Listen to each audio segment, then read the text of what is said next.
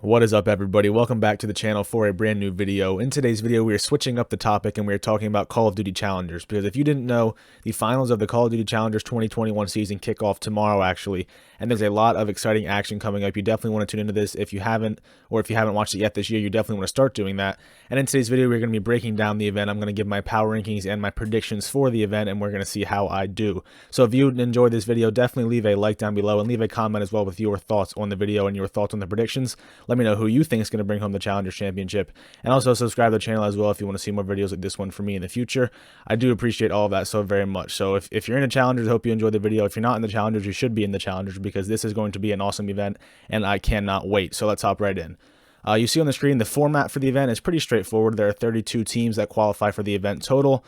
The top 24 from the most previous Open, Challengers Open 5, have qualified, as well as 8 teams from a last chance qualifier, which happened over the course of the weekend, I believe. They will be broken up into 8 groups of 4.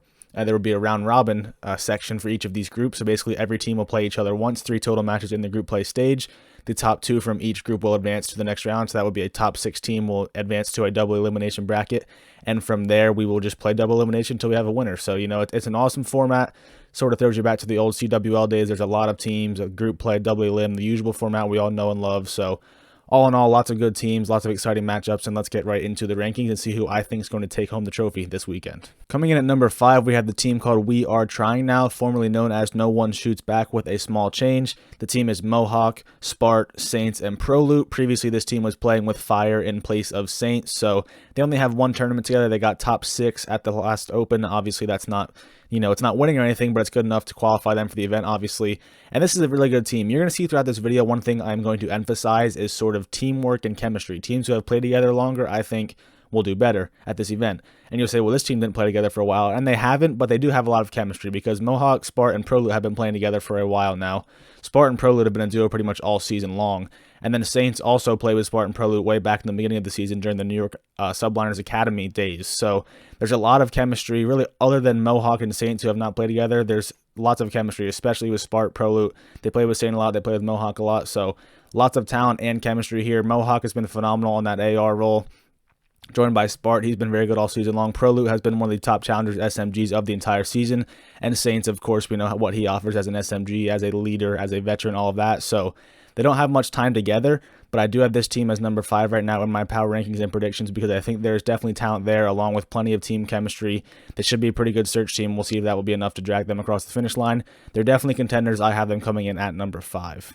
Coming in at number 4, we have the LA Guerrillas Academy team featuring Exceed, Mox, Cheen, and Nero. This is a team who definitely has that team chemistry I was just talking about. They've been playing together pretty much all season long, except, you know, there were some changes early on. The only changes they've had recently were Chino coming back down from the LIG main team in place of Mental. So for the most part, pretty much the same team. Lots of team chemistry here for sure, and a lot of talent here as well. I think Mox has been phenomenal in Challengers this year. Chino, he's been good too. You know, he's a solid AR. Him and Mox are a very strong AR duo. And then Nero, he is a top SMG. I think he is one of the young guys in Challengers who has the potential that we might see him in the CDL next year. He's been very good all season long. He's sort of like a high engagement, fast pace, can put a lot of pressure on the map and just make a lot of big plays for his team. And then Exceed, not as, you know, familiar with him, but I know he's been a decent player for them all season long. He's definitely been, I'd say, even if you want to call him the worst player in the team, he's not bad by any means. He's a strong player. You do not get as much success as these guys have had without 4 solid players. They did get first place at the Challengers Cup 18. They got 4th place at the last Open, so not what they were looking for, but definitely more than enough to qualify them for this event. Like I said, they had that chemistry. They started the season and things were not going their way. They were doing some very bad placements, like top 64, top 128. They were all over the place, but they've recently gotten going. They're playing a lot better. I think it has a lot to do with Mox and Cheen, but like I said, Nero has really showed his potential as well and made a lot of plays for this team. So there's definitely talent here, chemistry, teamwork, all of that. I really like LIG Academy. I think they are definitely threats to take home the championship this weekend. Cracking in the top 3, we have Team Canada. This is the team of Dave Patey, Fellow, Exotic, and Royalty. This is a team that has had a lot of success over the course of the season. Exotic and Royalty have been one of the most successful duos in Challengers this year. Royalty has a ton of top placements and a couple of event wins as well. He's been very strong, at least in terms of team success. They did get first place at the last 2 Challengers Opens as a team, and then they also got 2nd place in Stage 5 of the North America Challengers Elite. So they've had a lot of success over the course of the year and also recently, which is good for them. They do have Fellow in there in place of Diamond Khan, who of course now is up on the New York Subliners, but he was in there for DiamondCon at the Open 5, and they won that. So it's not like they have not won with him yet. They showed they can still win even with him in there. So their team chemistry, it's a little different now because DiamondCon's out, like I said, but there's still chemistry with the other three guys. And Fellows sort of one of those players who he can really fit into any team. He can have his communications. He can play as a team. No problems there. He's just a veteran who knows how to play the game. So there shouldn't be any team chemistry or teamwork problems. This is a very talented team. I have them at number 3, but if you have them higher, number 2, 1, wherever, they fit there. They definitely have a very strong case to take home this championship, and I am super high on Team Canada as we approach the finals. At number 2, we have Lore Gaming, another team who they might not have as much team chemistry as I'd like to see from some of these teams, but they do clearly have very good teamwork, and they have success to go with it. So the team is Parasite, Yeez, Ramby, and Perform. I think Yeez is the best player in this team. I think he's one of the best players in all of Challengers. He is on the Florida Mutineers now as a substitute. No surprise to see him up in the CDL. I think he will be up there full-time next year, but for now, he's playing in this Challengers. Parasite, everything you can say about him, leadership, teamwork, communication, phenomenal, and just a very good player too. He's been solid on an AR pretty much all season long in Challengers. Ramby running that other AR alongside of Parasite, and then Perform has been a very good SMG as well. Him and Yeez make up a very strong SMG slaying duo. They were the champions of the Stage 5 Challengers Elite. They also were second place at the Challengers Cup 19. They were only like 9th to 12th in the most recent Open, but that was enough to qualify them. And there was a lot going on with that too. I think they were having connection problems and other issues. So not a placement I would really hang my hat on for this team. They clearly have shown they're one of the best Challengers teams. They are very, very good at search and destroy. That will surely carry them as far as they go. It will be on the backs of their search, but they're good enough to win respawns as well. You don't win the Stage 5 of the Elite without being good in all the modes. So they're capable of winning all modes. They play together very well as a team. If you watch them play on Twitch and you hear their communication and teamwork is on point. And that's no surprise for a Parasite team, but you couple that communication and teamwork with just the talent they have, they're a top team. I had them at number 1. I ended up switching it, but they're in that top 3 for me for sure. No doubt Lore Gaming is absolutely a threat to bring home this championship. But the number 1 team for me has to be Built by Gamers. And this team, I just have so much respect for these guys because I talk about team chemistry like I've been saying this entire video, and it does not get better than these guys. Challengers is known for the roster hopping, and if you don't win any event, you just change your team and hope you win the next one. Not the case with these guys whatsoever. They've made one roster change all season long, and it was way back in like March or April. It's been this same roster for a while now. Kismet, Pander, GodRX, and Pentagram. And the thing that I respect about them is their placements weren't bad at the beginning of the year, but they weren't like winning or they weren't getting top 2 a lot. They were like in that 4, 5, 6 range, but they kept building something. They stuck together, and now it's paying off for them. They have 2 championships this year, and they have 4 second place finishes. So overall, it's been a very successful year for them, and a lot of that success has come recently, and that just shows that if you stick together as a team, and even if your talent's not there, which by no means that's not the case for these guys, their talent is phenomenal. I think Pentagram is destined for the CDL next year. But beyond that, you can even boost that talent more by having the chemistry which you build by playing together more and more. We see it all the time in Challengers. Like I said, you lose one event, you switch teams, and it's never going to work. You have to stick together as a team. You have to build something from the ground up. They have done this over at BBG, and it is paying off for them at the right time. One of the most talented teams in Challengers, and without a doubt the team with the most team chemistry and the best teamwork and communication. So all of that pays dividends for these guys. I think they're the number 1 team right now. Like I said, I had Lore up there, but I did change my mind after seeing the way BBG has been playing recently. All of that, being on the same page, their top talent, Pentagram, GodRX is playing phenomenal too. I can't say enough good things about that guy. He's trying to find a spot back in the CDL next year, but tons of talent, tons of teamwork, just awesome stuff for these guys. They are my favorites. They are my prediction to win the event. They might not, but they will definitely be up there. There's no doubt in my mind. So overall, I have number 1. I got Built by Gamers.